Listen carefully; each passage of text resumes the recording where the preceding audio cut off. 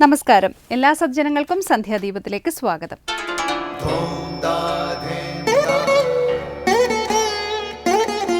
ശുഭം ഭവതു കല്യാണമായുസാരോഗ്യവർദ്ധനം സർവദുഃഖ വിനാശായ സന്ധ്യാദീപം നമോസ്തുതേ. നാമം ജപായനം പുണ്യം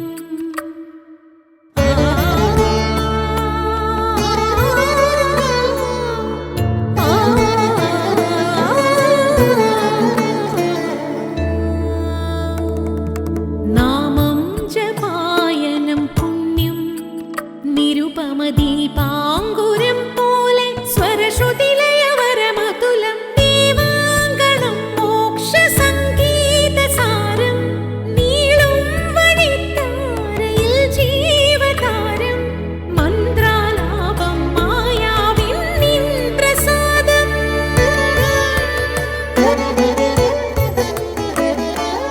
ഇരുൾ നീങ്ങിയുണരുന്ന തെളിനാളദീപം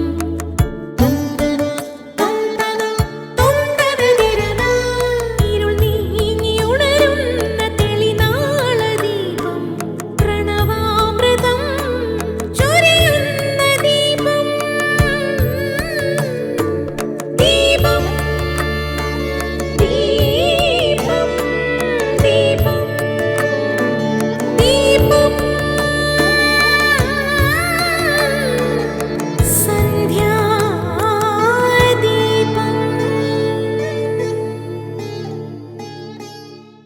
സ്വധർമ്മം അനുഷ്ഠിക്കാനും ആത്മവികാസം നേടാനും പരോപകാരത്തിന് പ്രയോജനകരമാകാനും ഒക്കെ വേണ്ടി ക്ലേശങ്ങൾ സഹിക്കാൻ തയ്യാറാകുന്നവനെ യഥാർത്ഥത്തിൽ മനുഷ്യനെന്ന പേരിന് അർഹനാകൂ. മനുഷ്യൻ്റെ നേട്ടങ്ങൾക്കെല്ലാം പിന്നിൽ മനഃപൂർവമായ ക്ലേശസഹനം കാണാം. നമ്മുടെ ആർഷഭാരതത്തിൽ തപസ്സിൻ്റെ മഹത്വം അടിവരയിട്ട് പ്രഖ്യാപിച്ചിട്ടുണ്ട്. തപസ് എന്നാൽ ജഡാവൽക്കലധാരിയായി വനവാസം ചെയ്യൽ എന്നല്ല അർത്ഥം. എന്താണ് തപസ് എന്ന് ഭഗവത്ഗീത 17-ാം അധ്യായത്തിലെ 14, 15, 16 ശ്ലോകങ്ങളിൽ വ്യക്തമാക്കിയിരിക്കുന്നു. ദേവന്മാർ, വേദജ്ഞർ, ഗുരുക്കന്മാർ, ജ്ഞാനികൾ തുടങ്ങിയവരെ പൂജിക്കൽ, ശുചിത്വം, ആർജവം, ബ്രഹ്മചര്യം, അഹിംസ എന്നിവയാണ് ശാരീരിക തപസ്. സത്യവും പ്രിയവും ഹിതവുമായ വാക്കുകൾ മാത്രം പറയൽ, ആധ്യാത്മിക ഗ്രന്ഥപാരായണം ഇവയാണ് വാചിക തപസ്. മനപ്രസാദം, സൗമ്യത, മനനം, ആത്മനിയന്ത്രണം, ഭാവശുദ്ധി എന്നിവയാണ് മാനസിക തപസ്. ഈ പറഞ്ഞതെല്ലാം മനുഷ്യത്വത്തിൻ്റെ അനിവാര്യ ഘടകങ്ങളാണ്. തുടർന്ന് ശ്രീ കാവാലം ശ്രീകുമാർ ദക്ഷിണാമൂർത്തി സ്തോത്രം ആലപിക്കുന്നത് കേൾക്കാം.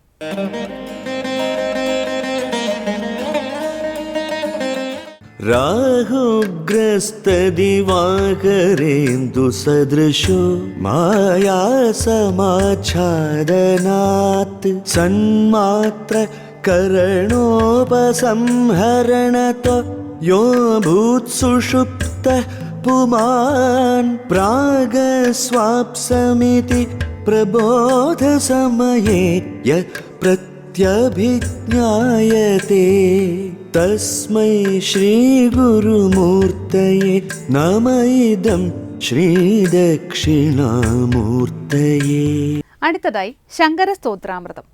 അജ്ഞാന നിദ്രയെ സാധാരണ നിദ്രയുമായി ബന്ധിപ്പിക്കുന്നു. കരണങ്ങളുടെ ഉപസംഹരണമാണ് നിദ്ര. നിരന്തരം വ്യാപരിക്കുന്ന സമയത്ത് ആർക്കും ഒന്ന് വിശ്രമിക്കണമെന്ന് തോന്നും. അങ്ങനെ കണ്ണ്, ചെവി, മൂക്ക്, നാക്ക്, ത്വക്ക് എല്ലാം തന്നെ പതുക്കെ വിശ്രമിക്കാൻ പോകുന്നു. എന്നാൽ അന്ധകരണം വിശ്രമിക്കുന്നുമില്ല. ദക്ഷിണാമൂർത്തി സ്തോത്രത്തിലെ ഈ ഭാഗമാണ് ശങ്കര സ്തോത്രാമൃതത്തിൽ സ്വാമി ചിദാനന്ദപുരി വ്യാഖ്യാനിക്കുന്നത്.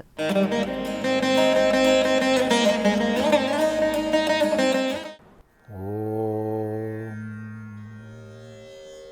ഗുരുർബ്രഹ്മാ ഗുരുർവിഷ്ണു ഗുരുർദേവോ മഹേശ്വരഃ ഗുരു സാക്ഷാത് പരം ബ്രഹ്മ തസ്മൈ ശ്രീ ഗുരവേ നമഃ. ഓം സദാശിവസമാരംഭാം ശങ്കരാചാര്യമധ്യമാം അസ്മദാചാര്യപര്യന്താം വന്ദേ ഗുരുപരമ്പരാം. ശങ്കരകൃതികളിൽ ശ്രീ ദക്ഷിണാമൂർത്തി സ്തോത്രത്തിൽ 6-ാമത്തെ ശ്ലോകമാണ് നമ്മൾ പഠിക്കുന്നത്. രാഹുവാൽ ഗ്രസിക്കപ്പെട്ട സൂര്യനും ചന്ദ്രനും സദൃശമായിട്ട് തുല്യമായിട്ട് മായയാൽ സമാച്ഛാദനം ചെയ്യപ്പെടുന്നത് കൊണ്ട്, എന്ന് വെച്ചാൽ മായയുടെ ആവരണശക്തിയാൽ മൂടപ്പെടുന്നത് കൊണ്ട് സന്മാത്രൻ മറയുന്നു. അപ്പോൾ രാഹു സൂര്യനെ ഗ്രസിച്ചാൽ അഥവാ ചന്ദ്രനെ ഗ്രസിച്ചാൽ സൂര്യനോ ചന്ദ്രനോ ഇല്ലാതാകുന്നില്ല. മറിച്ച് സൂര്യപ്രഭാവം ചന്ദ്രപ്രഭാവം തത്കാലത്തേക്ക് തിരോഭവിക്കുന്നു. ആർക്ക് ഗ്രഹണം ദൃശ്യമാണോ അവരെ സംബന്ധിച്ച് സൂര്യൻ ചന്ദ്രൻ തിരോഭവിക്കുന്നു. ഇതുതന്നെയാണ്. ഇതുപോലെ മായയുടെ ആവരണശക്തിയാൽ മറയ്ക്കപ്പെടുമ്പോൾ സന്മാത്രം പ്രകാശിതമല്ലാതെ തിരോഭവിക്കുന്നു. ഇത് അവിദ്യാദശയിലുള്ളതാണ്. ഇത് ജാഗ്രതാവസ്ഥയിൽ തന്നെ ഉള്ള വിഷയമാണ്. അതുകൊണ്ട് അജ്ഞാനിയുടെ ജാഗ്രതും നിദ്രയാണ്. അജ്ഞാനിയുടെ ജാഗ്രതും നിദ്രയാണ്. എന്തുകൊണ്ട്? അവിദ്യയുടെ ആവരണത്താൽ സ്വരൂപം മറയ്ക്കപ്പെട്ടതുകൊണ്ട്. അതിന് നിദ്രയുമായി ബന്ധിപ്പിക്കുകയാണ്. കരണോപസംഹരണതഃ യഹ പുമാൻ സുഷുപ്തഃ അഭൂത്. കരണങ്ങളുടെ ഉപസംഹാരം കൊണ്ട് യാതൊരു മനുഷ്യൻ സുഷുപ്തനാകുന്നുവോ അങ്ങനെ സുഷുപ്തനായ ആൾക്ക് പിന്നീട് പ്രാഗസ്വാപ്സം, നേരത്തെ ഞാൻ ഉറങ്ങുകയായിരുന്നു, ഇതി എന്നിപ്രകാരം പ്രബോധസമയേ, ഉണരുന്ന സമയത്ത് പ്രത്യഭിജ്ഞായതേ, പ്രത്യഭിജ്ഞാനമുണ്ടാകുന്നു, തിരിച്ചറിവുണ്ടാകുന്നു.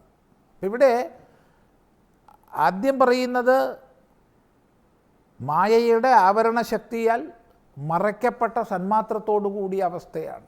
രണ്ടാമത് പറയുന്നത് നിദ്രാവസ്ഥയാണ്.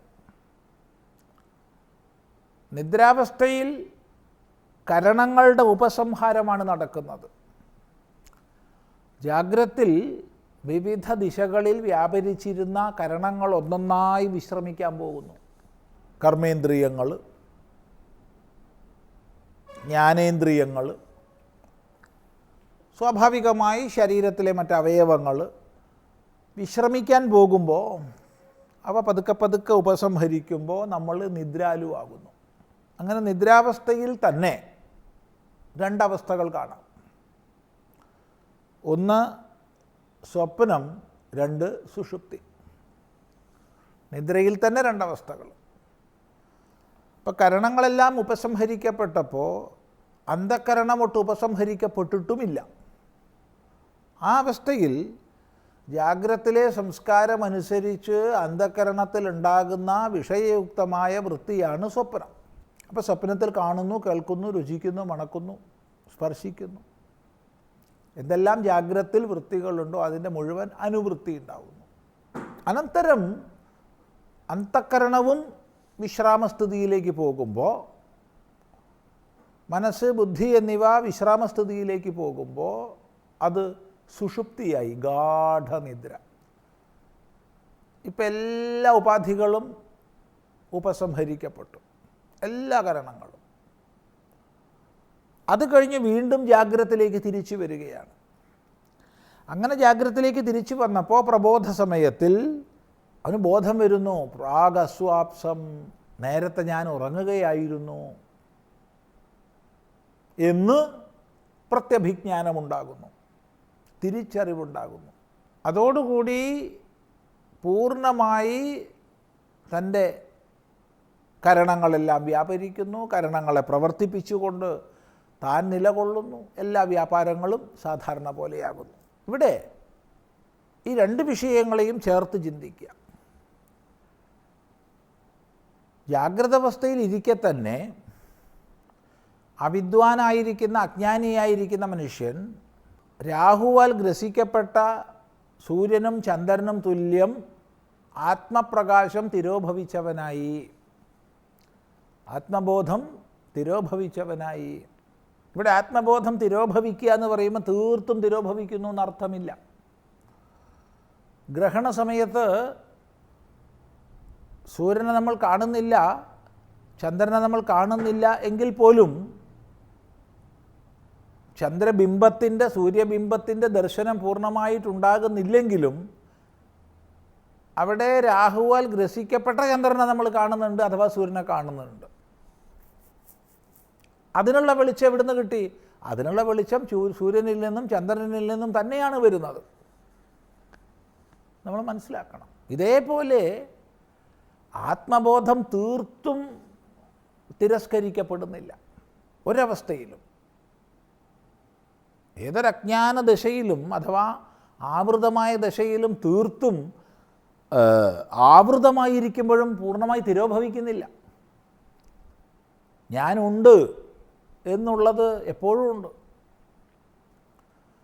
പക്ഷേ ആവരണത്തിൻ്റെ ഫലമായിട്ട് പല വിക്ഷേപങ്ങളോടും കൂടി ചേർന്ന് ഞാൻ ഇന്ന പോലെയുണ്ട് എന്ന് നമ്മൾ തെറ്റിദ്ധരിക്കുന്നു. ഇതാണ് സത്യം. അപ്പോൾ ഈയൊരു ആത്മചൈതന്യം തിരോഭവിച്ച അവസ്ഥയിൽ അഥവാ ആവൃതമായ അവസ്ഥയിൽ അജ്ഞാനദശയിൽ കഴിഞ്ഞ ആൾ പിന്നെ ശരിയായ ജ്ഞാനപ്രബോധത്തിൽ പ്രബോധസമയെ പ്രത്യഭിജ്ഞായതേ, ഏതുപോലെ ഉറങ്ങിയയാൾ ഉണർന്നപ്പോൾ ഞാൻ ഉറങ്ങുകയായിരുന്നു എന്ന് പ്രത്യഭിജ്ഞാനമുണ്ടാകുന്നത് പോലെ ഈ ഒരു ആത്മബോധം പറഞ്ഞുകൊണ്ട് പറയുകയാണ്, അങ്ങനെയുള്ള ആ ആത്മബോധത്തെ പ്രദാനം ചെയ്യുന്നവനായ ദക്ഷിണാമൂർത്തിക്കായിക്കൊണ്ട് നമസ്കാരമെന്ന് നല്ലപോലെ വിചാരം ചെയ്യുക. തുടർന്ന് നമുക്ക് അടുത്ത പ്രാവശ്യം ശ്രദ്ധിക്കാം.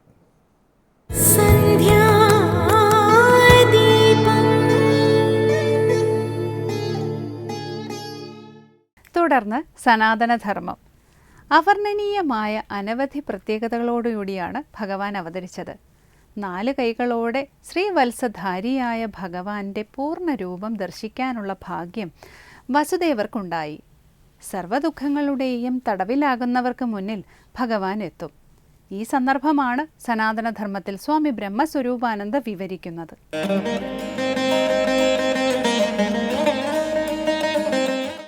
ഓം നമോ ഭഗവതേ വാസുദേവായ. എല്ലാവർക്കും എൻ്റെ പ്രണാമം. ഇനി ശ്രീകൃഷ്ണ അവതാരമാണ്. ഏറ്റവും പ്രധാനപ്പെട്ട ദശമസ്കന്ധത്തിലെ ഒരു ശ്ലോകമാണ്. നിശീധേ തമ ഉത്ഭൂതേ ജായമാനേ ജനാർദ്ദനേ ദേവക്യാം ദേവരൂപിണ്യാം വിഷ്ണു സർവഗുഹാശയഃ ആവിരാസീതതാ പ്രാച്യാം ദിശീന്ദുരിവ പുഷ്കലഃ. ഏറ്റവും പ്രധാനപ്പെട്ട കാര്യം ഇവിടെ പറയുകയാണ് തമഹ. തമസ്സെന്ന് പറഞ്ഞാൽ ഇരുട്ട്. നമ്മളെല്ലാം ഒരു ഇരുട്ടത്താണ് ഇരിക്കുന്നത്. കണ്ണുണ്ടെങ്കിലും കാണാൻ പറ്റുന്നില്ല ശരിയായതിനെ, ചെവിയുണ്ടെങ്കിലും ശരിയായതിനെ കേൾക്കുന്നില്ല. ഇങ്ങനെ ഇന്ദ്രിയങ്ങളെല്ലാം ഒരു വിധത്തിൽ അല്ലെങ്കിൽ മറ്റൊരു വിധത്തിൽ ഇരുട്ടിൽ തന്നെയാണ്. അങ്ങനെയുള്ള ഇരുട്ടല്ല ഇവിടെ. പിന്നെന്താ? ഇവിടെ തമഹ, പ്രകൃതിയുടെ ഇരുട്ട്. ഉത്ഭൂതേ, ഉത്ഭവിച്ചിരിക്കുന്നു. പ്രകൃതി സന്ധ്യ കഴിഞ്ഞു, ഇരുട്ട് പ്രവേശിച്ചു തുടങ്ങി. എല്ലായിടത്തും ചെറിയ ചെറിയ വെളിച്ചങ്ങൾ തുടങ്ങി. കംസാദികൾ ആകപ്പാടൊരു വല്ലാത്ത അവസ്ഥയിലാണ്. കാര്യം എന്താണെന്ന് ചോദിച്ചു കഴിഞ്ഞാൽ, ദേവകിയെ കാണുന്ന മാത്രമേ തന്നെ നിൻ്റെ ഉദരത്തിൽ വളരുന്ന അടുത്ത ശിശുവാണ് എൻ്റെ ഘാതകൻ എന്നുള്ള ഒരു മനസ്സിലൊരു വലിയ ദുഃഖം അദ്ദേഹത്തിൻ്റെ മനസ്സിലുണ്ട്.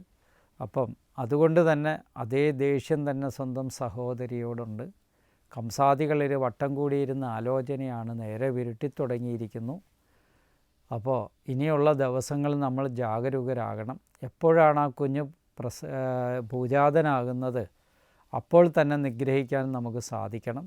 ഇടയ്ക്ക് കംസനിരുന്നിങ്ങനെ ഉറക്കത്തിലെന്നവണ്ണം ഇരുന്ന് ആലോചിക്കും, അങ്ങ് ദേവകിയെ തന്നെ അങ്ങ് ഇല്ലാണ്ടാക്കിയാലോ എന്ന് വിചാരിക്കും.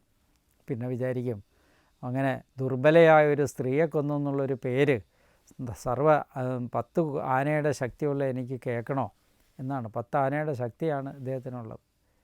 അപ്പോൾ അത്രയും ശക്തിയുള്ള ഞാൻ ഇങ്ങനെ ഒരു സ്ത്രീയെ കൊന്നു, ഒരു ദുർബലയായ സ്ത്രീയെ കൊന്നു എന്നുള്ള പേരുദോഷം കേൾക്കണമെന്ന് ആലോചിച്ചു തുടങ്ങി. അതുകൊണ്ട് തന്നെ ഇതൊന്നും തനിക്ക് വേണ്ട, ആ സ്ത്രീയെ കൊല്ലേണ്ട കാര്യമില്ല, പുത്രനെ എത്രയും പെട്ടെന്ന് ലഭിച്ചാൽ അത്രയും പെട്ടെന്ന് കൊന്ന് ശാന്തനായിട്ട് എനിക്ക് ജീവിക്കാം. എൻ്റെ മനസ്സിലുണ്ടായിരിക്കുന്ന, ഇത്രയും കാലം ഉണ്ടായിരിക്കുന്ന ഏറ്റവും വലിയ വിഷമം, അല്ലെങ്കിൽ കർമ്മം ചെയ്യുമ്പോഴും എപ്പോഴും ക്രോധം ശക്തി പ്രാപിക്കുന്നത് എന്തുകൊണ്ടാണെന്ന് ചോദിച്ചു കഴിഞ്ഞാൽ, എൻ്റെ അശരീരി വാക്യമാണ്. എന്നെ നിഗ്രഹിക്കുന്ന ആൾ 8ാമത്തെ പുത്രനായിട്ട് ജനിക്കുമെന്നുള്ളതാണ്. ആ പുത്രൻ ഭഗവാന്റെ അവതാരമാണെന്നും കൂടെ കേട്ടു മഹർഷിയാൽ.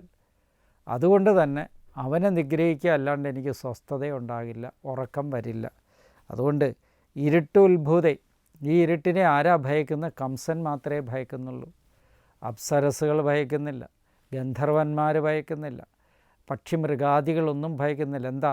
അവർക്കൊക്കെ ആനന്ദമാണ്, അവർക്കൊക്കെ അത്യാനന്ദം നൽകുന്ന ഇരുട്ടാണിത്, ഭഗവാന്റെ അവതാര സമയത്തുള്ള ഇരുട്ട്. ഈ ഇരുട്ടിനെ ഭയക്കുന്ന ആരാ? ദുഷ്ടന്മാരായിട്ടുള്ള ജനങ്ങളാണ്. അപ്പോൾ ഭഗവാനെ ഭയക്കുന്നത് ആരാണ്? ദുഷ്ടന്മാർ മാത്രമാണ്. തമഹ ഇരുട്ട്, ഉത്ഭവതേ ഉത്ഭവിച്ചിരിക്കുന്ന, നിശീതേ അർദ്ധരാത്രി സമയത്ത്, അർദ്ധരാത്രിയായി, ഉരുട്ട് വളരെ ശക്തി പ്രാപിച്ചിരിക്കുന്നു. ഈ സമയത്തിൽ ദേവരൂപിണ്യാം, ദേവസ്വരൂപിണിയായിരിക്കുന്ന, ദേവന്മാർക്കെല്ലാം അത്യധികം ആനന്ദം നൽകുന്ന, ദേവകിയെ ഒരു മാത്രമേ കണ്ടാൽ മതി, അത്യധികം ആനന്ദം നൽകിയിരിക്കുന്ന ദേവക്യാം, ദേവകിയിൽ, ജനാർദ്ദനൻ ജായമാനെ ജനിക്കുന്ന സമയത്തിൽ, സർവഗുഹാശയ, സകല ഗുഹകളിലും വ്യാപിച്ചും പുഷ്കലഹ, പരിപൂർണനായിരിക്കുന്ന, എല്ലാ ഹൃദയങ്ങളിലും വ്യാപിച്ച് പരിപൂർണനായിരിക്കുന്നു എന്നുള്ള അർത്ഥമാണ് വിഷ്ണു. അങ്ങനെയുള്ള വിഷ്ണു ഭഗവാൻ, പൂർണ്ണനുമായിരിക്കുന്ന വിഷ്ണു ഭഗവാൻ, ഇന്ദുഹു ചന്ദ്രൻ, പ്രാച്യാം ദിശി യഥ, കിഴക്ക് ദിക്കിലെന്ന പോലെ, എപ്രകാരമാണോ മനസ്സിന് ആഹ്ലാദകത്വം നൽകുന്ന ചന്ദ്രഭഗവാന്റെ ഉദയം, അതുപോലെ കിഴക്ക് ദിക്കിൽ ഉദയം എന്ന പോലെ ആവിരാസീത്, ഭഗവാൻ ആവിർഭവിച്ചു. ദേവകിയുടെ ഗർഭത്തിൽ ആരാവിർഭവിച്ചു? ഭഗവാൻ ആവിർഭവിച്ചു. എങ്ങനെയാണ്? ഇരുട്ട് ഉത്ഭവിക്കുന്ന സമയത്ത്, അർദ്ധരാത്രി സമയത്താണ് ഈ ദേവരൂപിണിയായിരിക്കുന്ന ദേവകിയിൽ ഭഗവാനെ, വിഷ്ണു സർവത്ര നിറഞ്ഞു നിൽക്കുന്ന ഭഗവാനാണ് ആവിർഭവിക്കുന്നതെന്ന് ആശയം. എല്ലാ വസ്തുക്കളിലും നിറഞ്ഞു നിൽക്കുന്ന, എല്ലാ വസ്തുക്കളിലും ഭഗവാനെ നിലനിൽക്കുന്ന ആ ഭഗവാൻ എന്താണ്? ഇവിടെ ദേവകിയുടെ ഉദരത്തിൽ ജനിച്ചു എന്നുള്ള കാര്യമാണ് ഇവിടെ വ്യക്തമാക്കി തരുന്നത്. അന്ധകാരം നിറഞ്ഞു നിൽക്കുന്ന സമയത്താണ് ഭഗവാന്റെ ആവിർഭാവം. അതിൻ്റെ അർത്ഥം ഞങ്ങൾ ചിന്തിച്ചെടുത്തോണം. അന്ധകാരത്തെ ഇല്ലാതാക്കുകയാണ് ഏറ്റവും വലിയ പ്രധാനം. മനസ്സിൽ അടിഞ്ഞുകൂടിയിരിക്കുന്ന അന്ധകാരം ഏറ്റവും പ്രധാനമാണ്. എന്തെല്ലാം കാര്യങ്ങൾ നല്ലവണ്ണം ചിന്തിച്ചാലോചിച്ച് പ്രവർത്തിക്കേണ്ടടുത്ത് മനസ്സതേപോലെ പ്രവർത്തിക്കാതെ വളരെയധികം നമ്മളെ എന്തെല്ലാം വിഷയങ്ങളിലേക്ക് കൊണ്ടുപോയി നമ്മളെ തന്നെ പ്രലോഭിക്കുന്നു. കഴിഞ്ഞ ദിവസം തന്നെ നമ്മൾ കണ്ടു, ഒരാൾ അയാളുടെ ഭാര്യയെ വെട്ടിക്കൊന്നു എന്നുള്ള കാഴ്ച. അതിലല്ലായിരുന്നു. തിരിച്ചയാളെ വീട്ടിൽ കൊണ്ടുവരുമ്പോൾ, അന്വേഷണ ഉദ്യോഗസ്ഥർ കൊണ്ടുവരുന്ന സമയത്ത് ആ വീടിൻ്റെ ഉമ്മറത്ത് വന്നിട്ട് അയാൾ പൊട്ടിക്കരയുന്നു, ചെയ്തു പോയ പ്രവൃത്തിയെക്കുറിച്ചുള്ള പശ്ചാത്താപം. അപ്പോൾ ഇങ്ങനെ മനുഷ്യനൊരു വികാരജീവിയായി, വികാരത്തിനടിമയായി, അവനിൽ അന്ധകാരം കൂടിയപ്പോൾ ചെയ്യുന്ന പ്രവൃത്തികൾ എന്താണെന്ന് അവൻ അറിയാതെ പിന്നെ പശ്ചാത്തപിച്ചിട്ട് വല്ല കാര്യമുണ്ടോ? പശ്ചാത്താപം നല്ലതാണെങ്കിലും പശ്ചാത്താപം ഉണ്ടാകുന്ന അവസ്ഥയിലേക്ക് പോകാണ്ടിരിക്കുന്നതാണ് അത്യുത്തമം. അതാണ് നമ്മൾ ഓർത്ത് വയ്ക്കേണ്ടത്.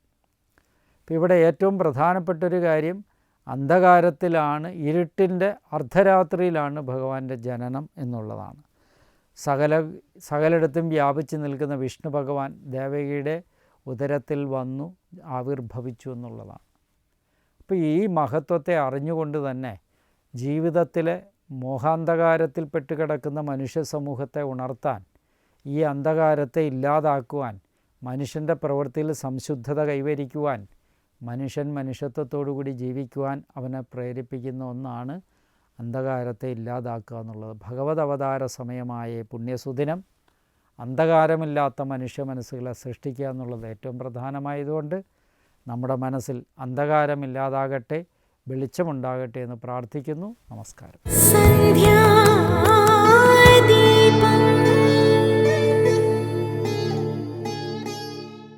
തുടർന്ന് ദീപാരാധനയാണ്. ക്ഷേത്ര സന്നിധിയിലെത്തി മംഗളാരതി തൊഴുത് ഇന്നത്തേക്ക് മടങ്ങാം.